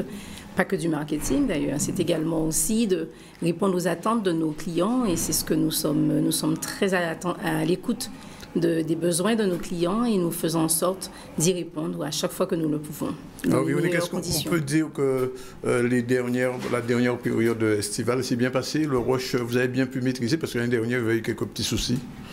Mais si jamais ce n'est pas un long fleuve tranquille, l'aérien, vous savez, oui, c'est vrai, il arrive qu'on puisse rester par terre parce que, fort heureusement, les mesures de sécurité font qu'on préfère laisser un avion au sol que de partir avec moindre doute, même de confort pour les passagers. Parce que les problèmes dans l'avion ne sont pas uniquement liés à des problèmes de sécurité importants, mais ça peut être simplement un problème de climatisation, mais 8 heures dans un avion sans climatisation peut devenir quelque chose de très inconfortable. Ça arrive souvent aux Caraïbes? 8 heures sans clim? Ça, souvent non, mais ça peut arriver. Ce sont des choses qui arrivent, pour lesquelles pénible, nous sommes formés et que nous gérons au fur et à mesure que ces choses arrivent. Des éventails, de jolis éventails aux couleurs de la compagnie. J'imagine. En parlant de couleurs, alors vous avez changé de logo, vous avez un petit peu revu un petit peu votre présentation de logotype. Pourquoi? C'était un petit peu vieillot, c'est ça? Ça prenait de l'âge? Mais ça faisait 12 ans que nous avons lancé le secteur transatlantique, que nous avions donc cette nouvelle identité et que nous avons fait avec, nous avons tenu 12 ans avec, une nouvelle identité. Et nous avons donc pensé qu'il était grand temps de rajeunir tout ça, de moderniser notre identité. C'est ce qui se fait un petit peu. Toutes les compagnies s'y sont mis, je ne sais pas si vous avez vu. Air France l'a fait, American Airlines l'a fait, l'Aliat l'a fait. Ça me paraît évident, comme dans la vie d'une entreprise, de pouvoir à un moment s'arrêter, faire le point, regarder si la marque a atteint les objectifs qu'on lui avait fixés et de lui en fixer de nouveaux objectifs et de pouvoir repartir sur une nouvelle toilette, je dirais. À tel point qu'il y a même une collection, 2015 pour les hôtesses et les stewards qui sont complètement. Qui ont des nouveaux uniformes. Mais nous n'avons pas fait dans la dentelle puisqu'il ne s'agissait pas simplement de rafraîchir le logo, parce que nous l'avons rafraîchi, pas changé. Vous avez pu remarquer, il est en bicolore maintenant, mais nous avons quand même conservé des éléments forts de l'identité qui fait que nous sommes Air Caraïbes et pas une autre compagnie, parce qu'il ne s'agissait pas pour nous de faire en sorte que nos passagers soient complètement perdus et ne se retrouvent pas dans la nouvelle identité. Donc on a rajeuni le logo. On a également changé toute notre campagne de communication et notre charte graphique et visuelle parce qu'on est passé maintenant de l'illustration plutôt qu'aux photos comme nous avions avant. C'était des stocks photos importants à gérer. Et puis l'illustration est un peu dans l'air du temps en ce moment. C'est très moderne, c'est très festif. Et puis ça nous correspond bien puisque ça nous permet à la fois de ne pas nous prendre au sérieux, de dire ce que nous avons à faire, de faire un métier sérieux mais sans nous prendre au sérieux. Donc l'illustration nous donnait cette facilité à le faire. Donc il nous paraissait également, pour compléter complètement ce rajeunissement de la compagnie, nous avons également revu les uniformes de nos personnels. Alors, qui a dessiné c'est Karl Lagerfeld. Alors, nous en sommes très fiers, mieux que Karl Lagerfeld. Mieux que Karl Lagerfeld, nous avons notre Karl Lagerfeld guadeloupéen, basé à Morne-à-l'Eau. Tout à fait. C'est Jean-Marc Benoît, qui est quelqu'un que nous aimons particulièrement à Caraïbes, puisque nous avons fait beaucoup de choses avec lui, notamment nous avons fait un projet très innovant qui était la Fashion Week. Nous avons fait un défilé de mode en vol avec lui et nous avons depuis gardé des relations très ténues avec lui et nous lui avons donc demandé de réfléchir en même temps que d'autres professionnels de l'uniforme, dont ceux qui ont fait les uniformes de grandes compagnies. Nous l'avons mis dans des conditions d'un appel d'offres complètement et c'est lui qui a remporté cet appel d'offres et nous en sommes vraiment très très fiers puisque maintenant nous venons d'être élus 5e plus bel uniforme du monde. Okay, donc c'est vous dire. Alors j'ai pas regardé le premier, je suis restée au 5e. Oui. C'est les compagnies des Émirats arabes qui sont les premiers. Tout à fait. Mais donc, c'est pour dire comment nous sommes fiers de cet uniforme. C'était l'occasion pour nous de rafraîchir également les uniformes, de pouvoir faire entrer un peu de modernité dans la confection, dans la texture, puisque ça faisait là aussi 12 ans que nous avions les anciens uniformes. Et nos personnels en sont ravis. Alors, Air Caraïbes, l'année dernière, avait annoncé, puis finalement, on n'a pas vu un élargissement, non pas de son offre, enfin de sa capacité avec notre compagnie, finalement, ça... Si, nous avons tenu nos engagements là-dessus, puisque nous avons mis 20% d'offres en plus, entre 2014 et 2015. Nous sommes la seule compagnie, je tiens à le préciser, à l'avoir fait. Tout le monde a réduit son offre. Nous avons augmenté notre offre. D'ailleurs, pour la saison estivale qui vient de se passer, nous avons affrété un vol supplémentaire avec Air Tahiti Nuit qui nous a permis de mettre de l'offre supplémentaire. Ce que nous allons également faire là avec un avion d'Air Transat que nous allons également affréter sur 4 mois. Mais le mariage Corsair... Continue. Le mariage, le code share avec Corsair continue, puisque c'est une chose qui est importante pour Corsair et pour nous. Ça nous permet d'avoir une offre constante et de permettre aux passagers de pouvoir voyager tous les jours de la semaine, plutôt que de supprimer des vols dans les basses, dans les très très creux, dans les périodes très creuses. Donc on préfère, nous, avoir cette espèce de compromis avec Corsair qui permet que le mardi et le jeudi, surtout, on ait ce code share qui fonctionne. Alors, Véronique Moulanier, vous savez que vous êtes vue en ce moment en France, puisque Canal 10 est diffusé à Paris en même temps qu'en Martinique, en Guyane. Je fais un gros bisou à ma fille, alors. Oui, si elle vous regarde. Les gens qui sont là-bas se demandent, est-ce que pour venir en Guadeloupe, ça ne va pas coûter plus cher avec cette nouvelle identité visuelle ? Oh, ça n'a rien à voir. Non, je dis, non, pas du tout. C'est-à-dire qu'il faut savoir que les tarifs aériens sont les mêmes. Nous avons fait baisser les tarifs aériens quand nous sommes arrivés. Je pense que ça, tout le monde l'a reconnu. Nous continuons à être très agressifs sur les tarifs parce que nous avons une animation qui est très très forte sur les promotions. Moi, ce que j'invite vos téléspectateurs qui nous regardent à faire, c'est à s'inscrire sur notre site Internet pour recevoir en avant-première les promos que nous mettons en place, même pendant les périodes de pointe, puisque nous avons fait en sorte de pouvoir toute l'année lisser un petit peu le nombre de sièges qu'il nous faut sur l'année et de permettre à tout le monde de pouvoir bénéficier de ces promotions qui sont fort nombreux et qui permettent d'entraîner une animation du marché et de permettre qu'aujourd'hui, nous puissions nous battre à armes égales avec d'autres compagnies et être le premier transporteur, et ça je tiens à le dire, le premier transporteur sur la plateforme de Guadeloupe, mais également de France d'ailleurs, ce que dit France aussi. Mais là, nous à avons chaque conférence de presse, j'entends ça. Mais nous avons les chiffres. D'accord. Alors, juste une avant-dernière question, la dernière ce soir pour Céline. En ce moment, Paris-Pointe-à-Pitre coûterait combien si M. Joachim Keck nous veut partir demain? Alors, je peux dire, M. Joachim, que le plus bas tarif se situe aux environs de 399 €. Oui, le plus bas. Le plus bas. Oui. Et les plus hauts tarifs vont jusqu'à 1 000 € en classe économique. Donc, c'est une large palette. Le tarif à 300 €, on ne le trouve pas. On le trouve si on est les premiers à être sous l'affaire. C'est pour ça que je dis qu'il faut absolument s'inscrire sur les newsletters. www.caraïbes.fr, c'est ça? .com. C'est une dernière question à Madame. Juste peut-être sur les lignes caribéennes, est-ce qu'il y en a qui sont en danger parce que pas assez fréquentées, ou vous pensez peut-être à des ouvertures prochaines pour voyager dans la région?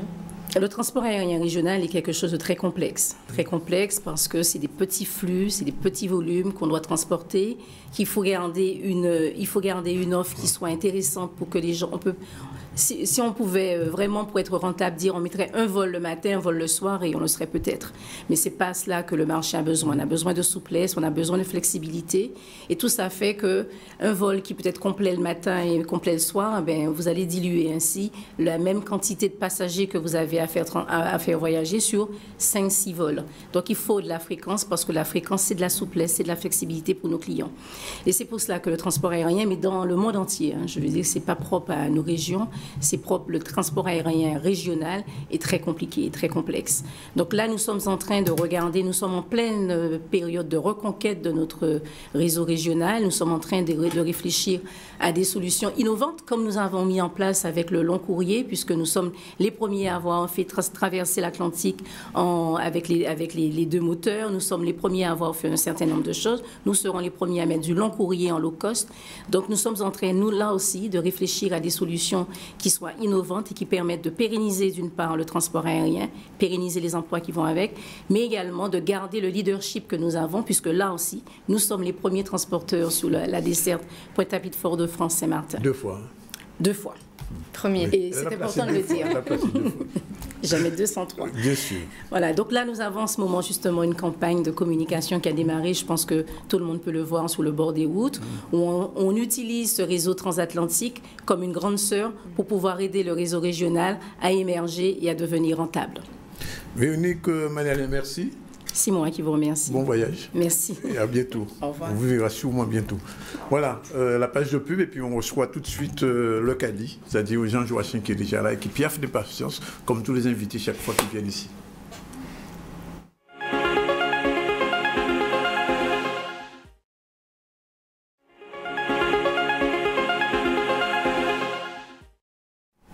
On revient donc avec M. Jean Joachim. Jean Joachim, il a été secrétaire général des MPI, il faut le dire. Donc il connaît très bien l'économie de ce pays. Il a été aussi conseiller régional jusqu'en 2009, c'est ça? Oui, 2014. 2014, de 2009 à 2014. Un mandat.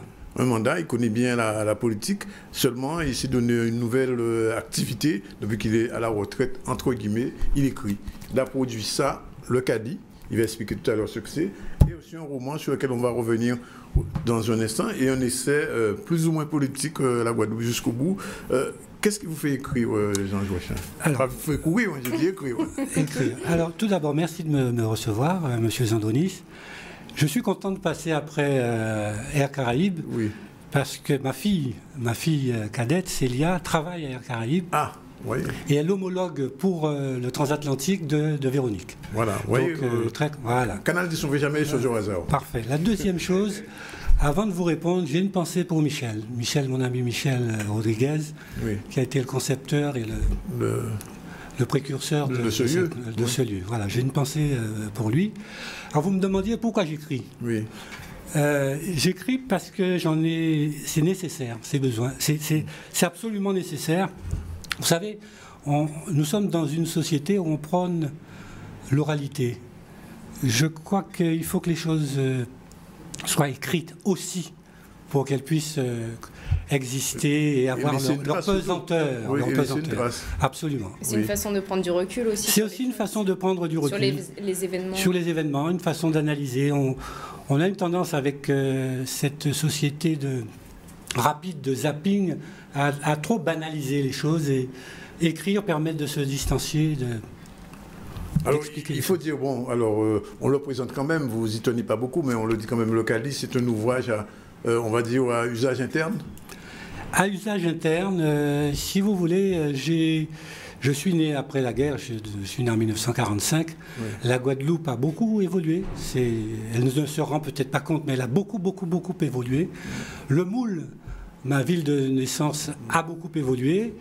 Et j'ai voulu laisser une trace écrite. Sur la couverture? C'est moi, il y a 8-10 ans, oui. Comment ça s'appelait? Trottinette, ça s'appelait avant? Une trottinette, oui. Absolument. Vous remarquez que sur cette photo, il n'y a qu'une seule voiture dans la rue du Moule. C'est quelle rue là? La rue du Moule, la rue Saint-Jean. La rue principale où il n'y a qu'une seule voiture qui appartenait à Monsieur Robin qui fabriquait du Bérum. Cette photo à elle toute seule vous donne un peu la dimension des changements qu'a connu le Moule. Alors, vous avez écrit aussi ce roman à clé, on va dire. Voilà, alors ça c'est un roman autobiographique, Le Moule, voilà. Oui. Ça c'est un roman, alors vous dites à clé. Mais oui, parce que quand on lit ce poil de mangouste, si on est un peu informé sur la société guadeloupéenne, on ne reconnaît pas, même si vous avez essayé de dissimuler les choses, changer les noms, docteur Sonis, etc., on reconnaît très bien. Peut-être. Vous avez des choses à dire, c'est ça. Je ne vais pas changer la Guadeloupe. Non, voilà, je ne vais pas changer la Guadeloupe. Ça reste un roman, hein, ça reste un roman, c'est léger. Oui. Et à cet égard, je tiens à remercier c'est très drôle aussi, les Grands Moulins des Antilles qui ont été mon sponsor là-dessus. Oui. À remercier mon ami Daniel Marival qui m'a préfacé ce livre. Oui. Bon, c'est un roman léger qui déroule une fresque de personnages créoles qu'on pourrait... très emblématique. Hein. Très emblématique, qu'on pourrait rencontrer. Qu'on rencontre d'ailleurs. Qu'on rencontre peut-être. Ils ne sont pas morts aux personnages. Il n'y a pas de nom sur mes personnages, il n'y a pas de visage. C'est pas un film, c'est un roman. Ça reste un roman léger, mais la trame est authentique. Oui. Les personnages, on aurait pu les rencontrer. Oui. Avez semblé... Le grand béquet créole qu'on voit, ce personnage sur un nom à Amaury Bourbon de Chazeil. Amaury de Chazeil, oui. Ben, c'est un béquet qui aurait pu... Il est toujours vivant, apparemment. Je ne sais pas, monsieur, je ne sais pas.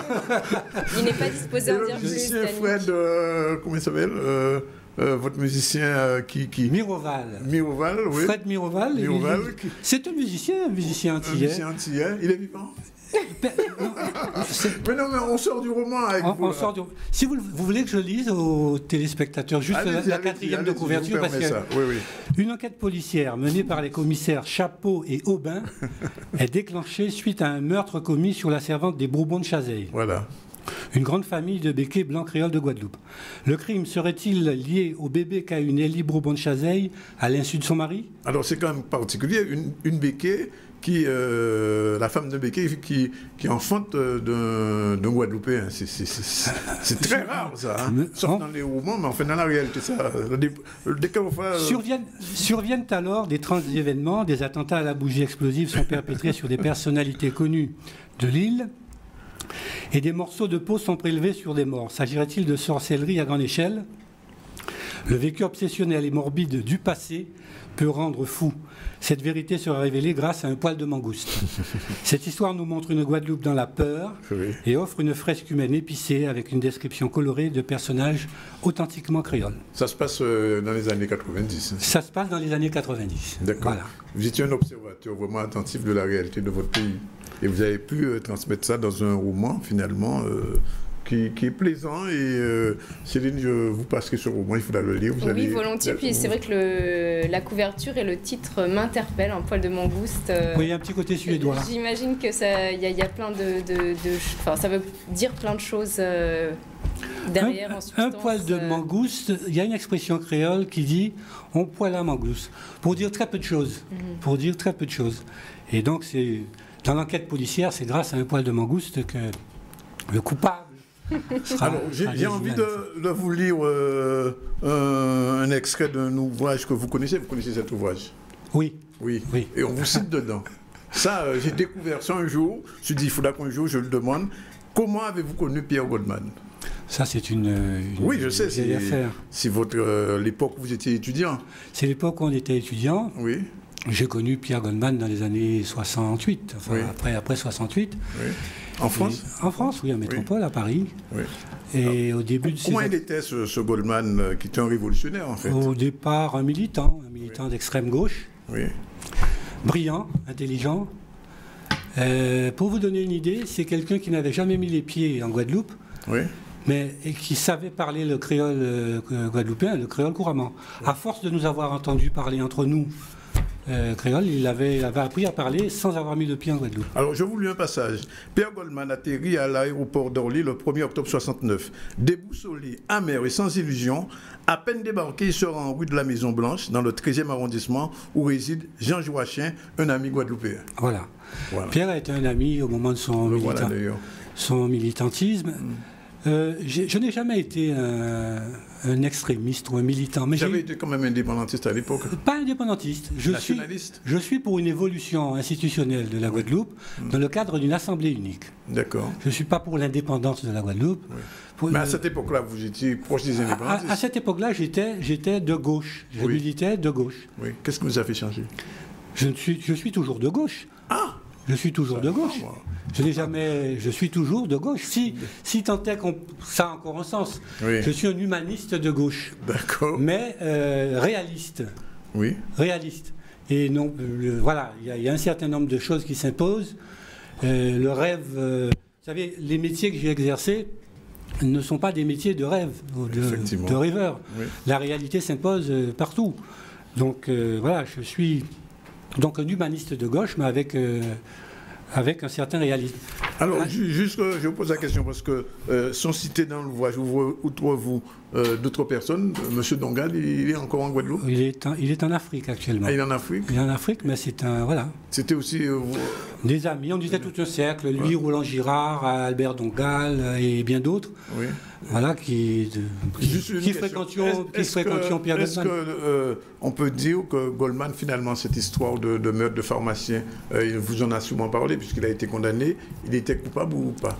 Je ne peux absolument pas vous répondre sur ce sujet. Vous ne savez pas? Je ne peux pas vous répondre sur ce sujet. Vous ne pouvez pas vous répondre? Non, non. Oui, je n'en sais rien. Je n'en sais rien. Vous ne savez pas? Non, non. Mais vous n'avez pas discuté avec lui après? Après cette affaire? Pas précisément sur ce type d'affaire. Et sa mort vous a surpris? Non, pas du tout. Ah bon? Je savais que c'est quelqu'un qui allait mourir d'une mort violente. Oui. Alors il faut dire que Pierre Goldman vivait avec Madame Sucab, la femme. Tout à fait, oui. Sa femme c'était Sucab, c'était la sœur de Franz Sucab. Voilà. Donc ça explique un petit peu son amour. Exactement. Pierre fréquentait principalement des Antillais. Oui. Principalement des Antillais de Guadeloupe. Il a mis les pieds, mais très tard. Très tard. Oui. Mais c'est quelqu'un qui pouvait situer la rue Frébeau dans peut-être un imaginaire qui s'était créé à lui-même. Oui. Un type très intelligent, très brillant et qui aimait beaucoup la dimension créole. La dimension latino. Il aimait beaucoup la musique. La musique afro-cubaine, et il est parti à Cuba. Enfin, il a eu son périple. Alors, on va en terminer. Alors, c'est une partie de ma jeunesse. Vous avez écrit donc Poil de mango sur le caddie et et aussi cet ouvrage que je n'ai pas sous la main. Que vous n'avez pas sous la main, mais qui est sorti en 2004. Tout à fait, en 2004. Juste avant 2009, 5 ans. C'est-à-dire, après mon passage au conseil régional, j'ai été un homme public. J'ai tenu des propos publics. Je me souviens. Il m'a semblé nécessaire, une fois que j'avais fermé derrière moi la porte de ce mandat politique, que les Guadeloupéens et les Guadeloupéennes puissent savoir quelle est mon opinion sur le tourisme, sur l'industrie, sur tous les dossiers de la Guadeloupe. Je les ai traités là-dedans. Tout à fait, je me souviens, cet ouvrage. Et ce faisant, dans ce livre aussi, je remercie Madame... Il faut toujours remercier. Je remercie Mme Lucette Michaud-Chevry d'avoir fait à l'époque de moi un homme public. Mais, si vous voulez, tout est... Enfin, il a vieilli, ce livre. Oui, mais au niveau... pas tant que ça. Hein. Mais les élections régionales sont... Il y a encore une matière fraîche à... Mais ce livre est épuisé. Hein. Je ne sais pas si je vais pouvoir... Juste une question, c'est la dernière. Sur les élections régionales à venir, je ne vais pas vous demander pour qui vous irez voter, vous ne me direz jamais. Mais enfin, comment vous analysez un petit peu cette bipolarisation? Monsieur Zandronis, les débats politiciens ne m'intéressent pas. Ne m'intéressent pas et...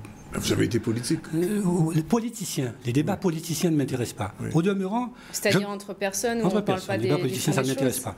Je me situe après l'élection au conseil régional. Après. Une fois qu'il y a un président de conseil, quel qu'il soit, élu. Et je peux vous dire 2 ou 3 choses là-dessus.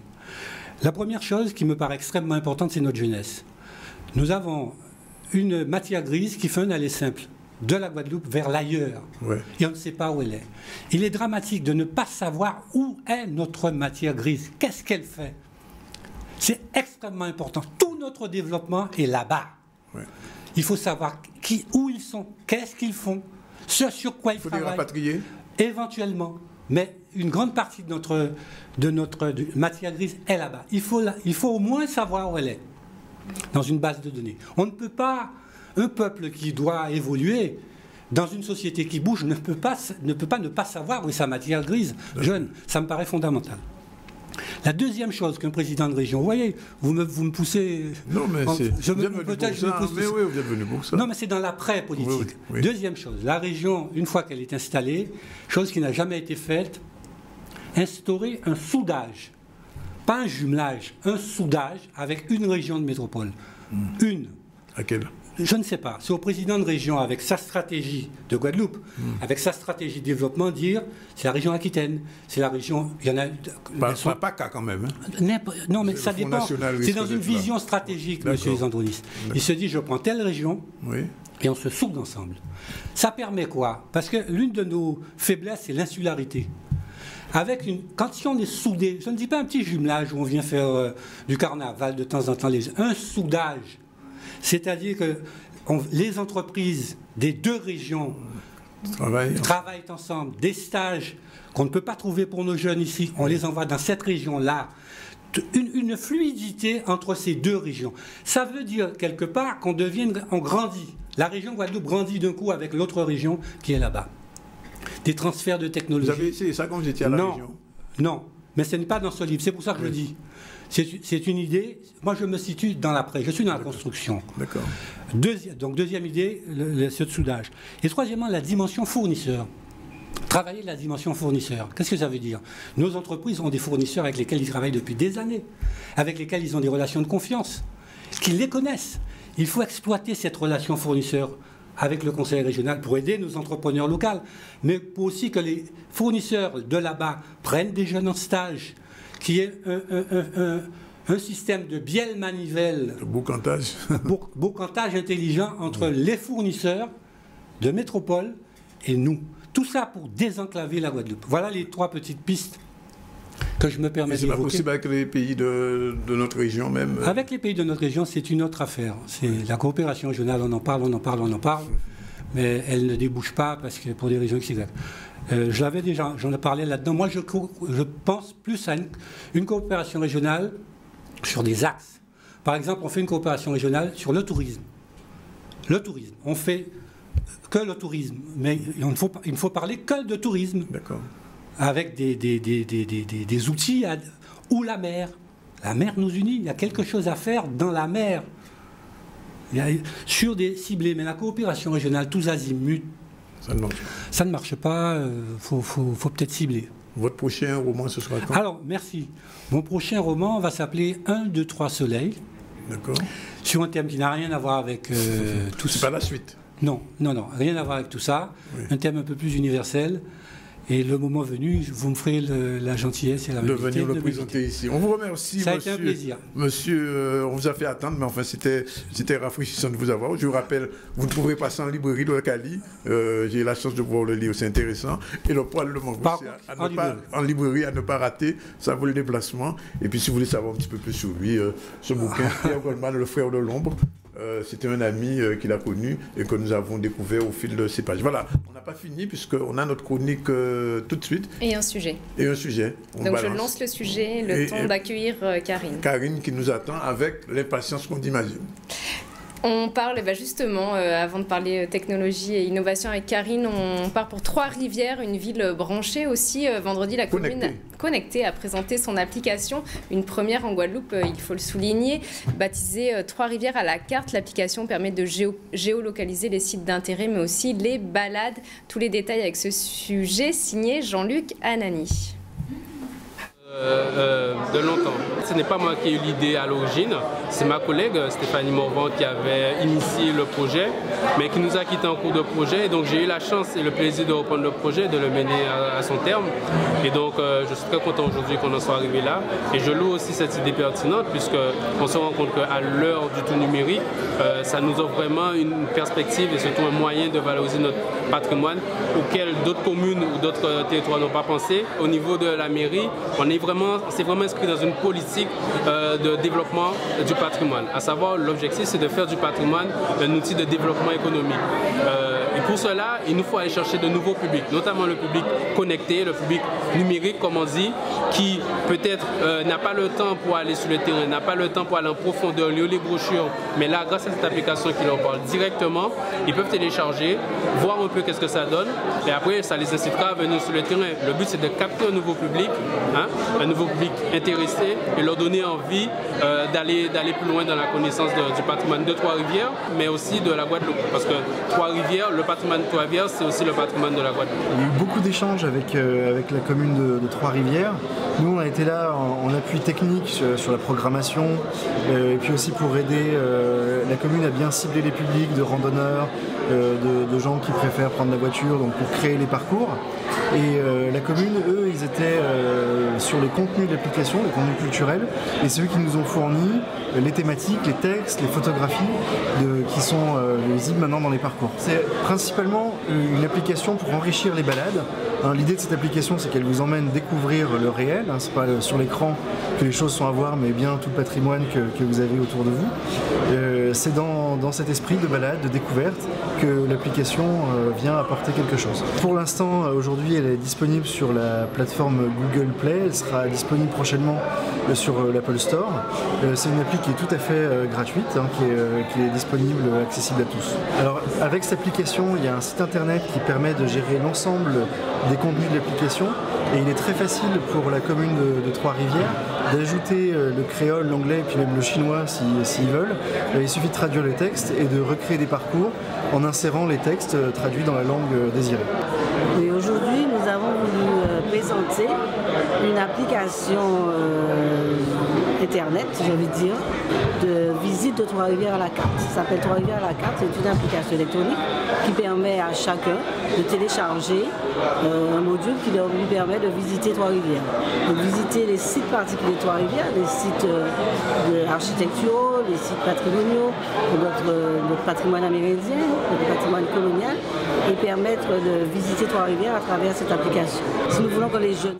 Voilà, il va prendre tout le monde. Voilà, de retour dans le 7CL et d'une innovation à une autre. Oui, suite et fin, on reçoit enfin à plus de 14 heures notre amie Karine qui était là. Elle a eu le temps de déjeuner, de prendre son petit déjeuner, son dessert. De repartir à Basse-Terre et de revenir. Bonjour. Alors, effectivement, ça tombe bien puisque aujourd'hui, votre chronique a changé un petit peu, on va dire, de perspective. Exactement. Donc, à partir d'aujourd'hui, on aura les offres d'emploi et les offres de formation qui nous sont transmises par LB Développement. Qu'est-ce que c'est LB Développement? Alors LB Développement, c'est un centre de formation qui propose des formations essentiellement dans la vente. D'accord. Voilà. Alors combien d'offres aujourd'hui? 2 offres aujourd'hui. Alors on y va. Pour l'emploi et j'ai quelques formations aussi à proposer assez intéressantes. Mais on y va. Voilà. Alors je vais commencer par ma chronique déjà. Oui, bien sûr. Voilà. Donc aujourd'hui, on va parler du Fab Lab. Donc, oui. Alors expliquez, parce que quand j'ai vu ça, j'ai dit qu'est-ce que c'est? Qu'est-ce que c'est? Ce week-end, je me suis promenée aux abords de la friche industrielle à Bemao. Oui. Et donc c'était les journées du patrimoine. Et donc là, je vois un joli bus bien décoré, etc. Et je rencontre le Captain Kurt. Voilà. Oui. C'est comme dans une BD, ça. Oh, presque, mais en mieux. Voilà, et donc le capitaine, c'est aussi le capitaine du bus, mais aussi le capitaine du Fab Lab. Donc qu'est-ce qu'un Fab Lab? C'est la contraction de Fabrication Laboratory. Voilà. Merci pour l'accent. Voilà, de rien. It's all right. Improve your English.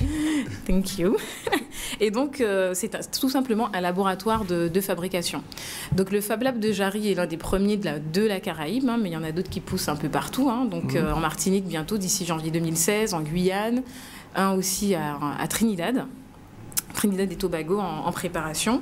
Et donc le but en fait du Fab Lab, c'est de mettre à disposition du grand public tout ce qui est, pas de nouvelles technologies, mais tout ce qui est prototypage en fait. Donc ce qui veut dire qu'une entreprise qui n'a pas de service recherche et développement peut faire appel au Fab Lab pour développer un prototype, par exemple. Ou même dans n'importe quel domaine. Dans n'importe quel domaine. Voilà. Donc moi aujourd'hui je suis porteur de projet, j'ai eu une idée dans la nuit, Eureka, voilà, je veux développer ça, créer mon entreprise, mais je n'ai pas de service de recherche et développement. Qu'est-ce que je fais? Je vais au Fab Lab et on commence à travailler. Mais ils sont des techniciens multiproduits, enfin je veux dire... Alors c'est ouvert à tous parce qu'on est vraiment à la frontière entre... on peut être bricoleur, menuisier, on peut être étudiant, designer, n'importe qui peut intégrer un Fab Lab tant qu'il a cette volonté de créer, de faire des prototypes, de créer. C'est l'esprit aussi, Karine, économie du partage. Chacun vient amener son savoir-faire et on échange et on est plus fort ensemble comme ça. Voilà, c'est du do-it-yourself, mais en plus poussé, on va dire. Et on est vraiment effectivement dans l'échange. Alors moi, ce que m'expliquait aussi le Captain Kurt, c'est qu'il y a quand même il y a une charte aussi des Fab Labs, une charte mondiale, et pour laquelle il faut respecter déjà les missions du Fab Lab, qui sont de pouvoir créer et de partager avec tout un chacun l'accès, puisque le Fab Lab est ouvert à tout le monde. Tous les vendredis, vous pouvez vous rendre au 34 rue Ferdinand Forest, pas loin des studios, pour pouvoir visiter le Fab Lab ou proposer certaines choses, travailler avec les passionnés qui y sont déjà. Vous avez des choses qu'ils ont déjà réalisées, non? Oui, ils ont déjà. Alors, on va voir ça tout à l'heure. Sur les photos que j'ai proposées. Par exemple, justement, en visitant... Ça, c'est le Fab Lab qu'on voit derrière vous. Ça, c'est le bus. Le bus, oui. C'est le bus qui était aux Journées du patrimoine ce week-end. Et ce qu'il y a d'intéressant, c'est qu'on voit vraiment que la technologie est partout, puisque ce jour-là, le thème, c'était l'archéologie. Comment les nouvelles technologies, la technologie se met au service de l'archéologie. Et donc, on se rend compte que le Fab Lab... il y a un robot, à l'intérieur du bus, on verra qu'il y a un robot sous-marin qui est... voilà l'intérieur du bus. Donc, et c'est bien, c'est vraiment très ludique pour les enfants, c'est vraiment sympa. Et donc, ce robot est entièrement... a été construit, et voilà le robot, construit et entretenu par les adhérents du Fab Lab. Carrément, un vrai robot. Un vrai robot sous-marin comme chez le commandant Cousteau. Ouais, pas mal. Voilà, et donc ce qu'il y a d'intéressant, c'est que grâce à ce robot, on peut retrouver les différentes épaves sur le littoral guadeloupéen. Il n'y a pas que le robot, il y a aussi d'autres outils qui permettent aux archéologues de trouver, de permettre à nos livres d'histoire de s'enrichir en fait. Et sans la technologie, c'est impossible de le faire. Voilà. Donc ça, c'est vraiment une partie de ce que peut faire le Fab Lab. Mais ils peuvent aller plus loin puisqu'ils travaillent déjà avec l'ARS sur un prototype, sur la recherche antivectorielle en ce moment.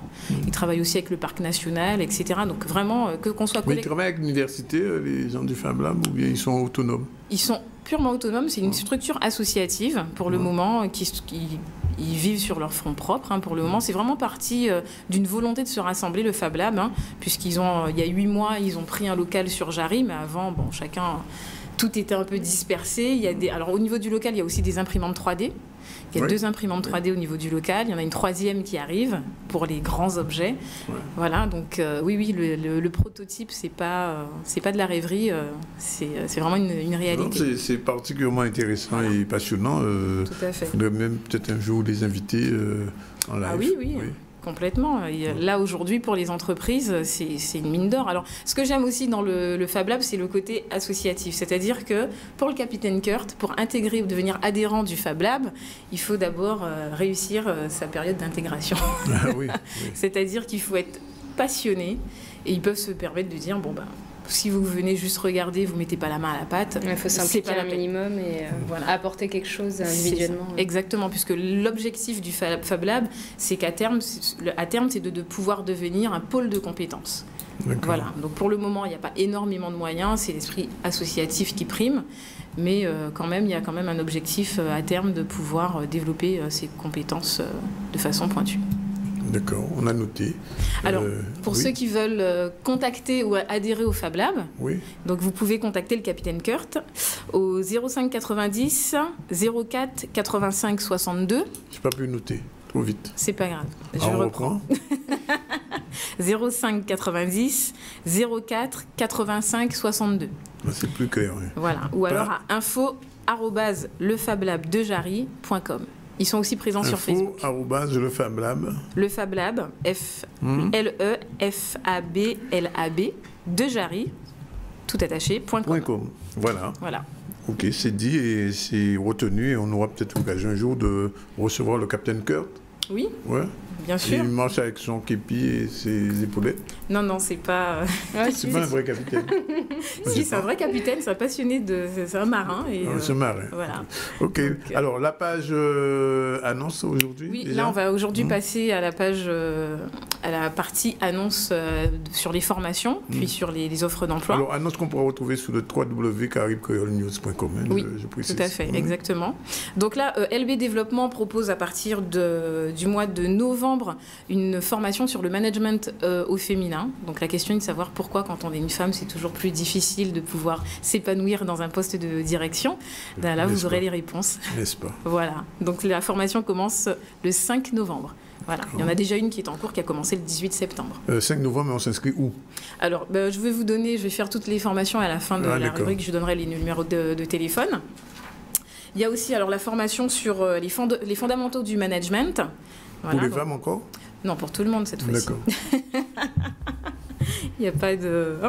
Voilà, donc qui commence le 12 octobre. pour les fondamentaux du management. Également les entretiens professionnels, puisque la législation a changé. À partir du 6 mars 2016, les entretiens professionnels deviennent bisannuels. Donc pour les directeurs des ressources humaines, les directeurs tout court aussi, vous pouvez vous former à ces entretiens à partir du 1er octobre pour les chefs d'entreprise qui souhaitent avoir plus de précision là-dessus. Alors, comment améliorer son leadership? C'est important quand on dirige une entreprise. Sans leadership, on ne peut pas faire grand-chose. Donc, cette formation commence à partir du 15 octobre. Voilà. Qu'est-ce qu'on a d'autre? La gestion de conflits aussi. Oui. C'est important. Nécessaire, très nécessaire. C'est nécessaire. Tant qu'il y a des groupes, il y a des conflits, donc il faut les amorcer. Donc cette formation commence le 5 octobre, elle dure 2 jours, 5 et 6 octobre. Donc pour les formations, vous pouvez contacter LB Développement au 05 90 810 325. Voilà, ils sont basés à deuxième fois. Pardon. C'est gratuit. Oui, pardon. Non, c'est gratuit de dire une deuxième fois. Bien évidemment, je ne suis pas avare de répétition. Avare de répétition. Allez-y. Donc c'est le 05 90 810 325. Prochaine fois, on va afficher. Oui, je vais redonner. Voilà. Donc on passe aux offres d'emploi, parce qu'il faut savoir aussi qu'LB Développement est implanté en Guadeloupe depuis 2007. En fait, il propose des formations en contrat de professionnalisation. Voilà. Et donc sur les 2 formations proposées en alternance, on a la mention complémentaire assistance, conseil, vente à distance. Donc c'est un niveau Bac + 1. Et donc le poste consiste essentiellement à gérer les appels sortants et les appels entrants. Voilà. Donc le profil des candidats, il faut simplement être titulaire du bac, c'est obligatoire, un minimum. Et donc là, vous gérez la relation client avec la direction. Donc il faut une bonne maîtrise du français, lu, écrit et parlé, une excellente communication, le sens de l'écoute, de la disponibilité, le goût de l'accueil et également le goût de la relation client. C'est un poste fait pour vous, ça? J'y suis déjà passée. Ça y est, c'est dans mon CV. Voilà, donc c'est un contrat c'est un CDD de 1 an. Donc, et surtout, ces postes sont ouverts aux personnes en situation de handicap. Donc, il ne faut pas oublier que chez LB Développement, on est... C'est 3%, c'est ça? 6%. 6% pour les entreprises ayant un minimum de 20 salariés. On sait où c'est, Karine, le poste en question là il faudra appeler LB Développement, puisqu'il y a plusieurs postes à pourvoir. Donc, une fois que vous appellerez, vous serez redirigé assez facilement. Donc, le deuxième poste à pourvoir, c'est chargé de recouvrement. Le poste de chargé de recouvrement. Poste à risque. Pardon? C'est un poste à risque. Pourquoi? Pour les clients. Il y a des chances. Pas forcément, mais bon, il y a des opportunités à saisir, il faut y aller. Chaque métier a sa part de risque. Donc, ce qui consiste tout simplement à récupérer les créances auprès des débiteurs. Donc, ça peut se faire effectivement par rendez-vous, par téléphone, etc. Donc, il y a une prise de contact téléphonique à faire au départ. Recueillir les arguments du débiteur aussi, parce qu'il faut quand même tout faire à l'amiable. On va pas y arriver, on va pas y aller.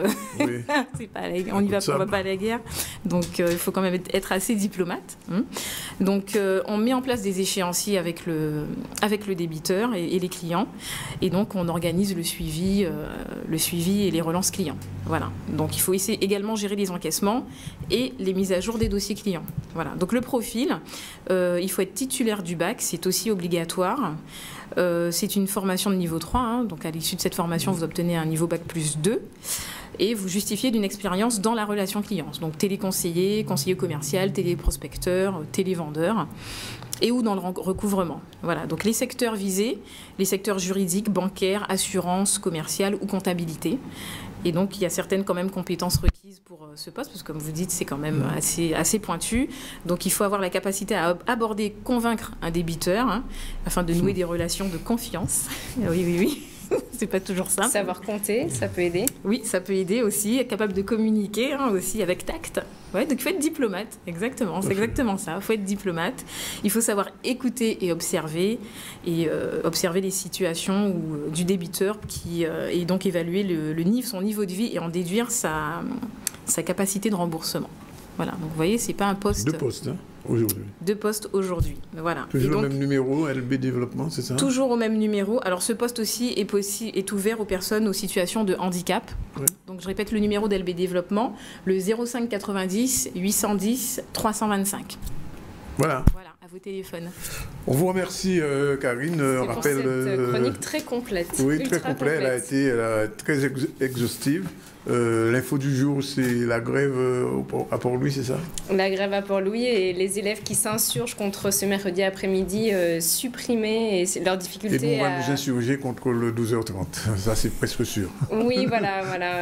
C'est vrai que question horaire, on va en discuter.